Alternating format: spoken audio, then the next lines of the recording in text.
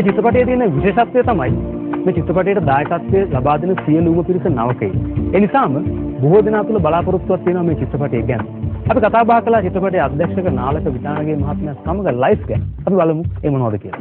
මේ ලයිව් චිත්‍රපටය කියන්නේ තාරුණ්‍යයේ ආදර පූටක් රැගත් ඉතා හිතන්නේ ඉතා වර්ණවත් වූ ඉතා ආකර්ශනීය සිනමා පටයක්.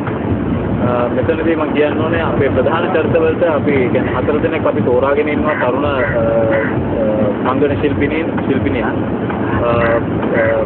විශ්වලංකා උදිත් සබේරත්න මණික් විජේවර්ධන විශානි අලංගේ ඒ සමගම අපිත් එක්ක එක්ව වෙනවා සංගීතා වීරරත්න වැනි ප්‍රවීණ රංගන ශිල්පිනියන්.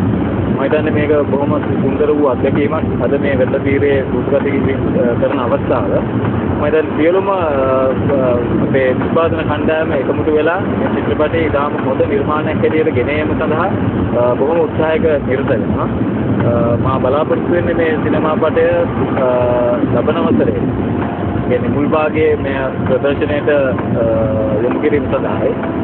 මම හිතන්නේ අපි අමතක නොකළ යුතු පිරිසක් ඉන්නවා මේක පිටිපස්සේ කියන්නේ මගේ නිෂ්පාදකවරුන් විශේෂයෙන් මගේ පාසල් මිත්‍රයා රොෂාන් දිවල්ගම ඊට අමතරව තවත් මගේ මිත්‍රයන් කීප දෙනෙක් මේ සඳහා මූලිකමය දායකත්වය දරනවා.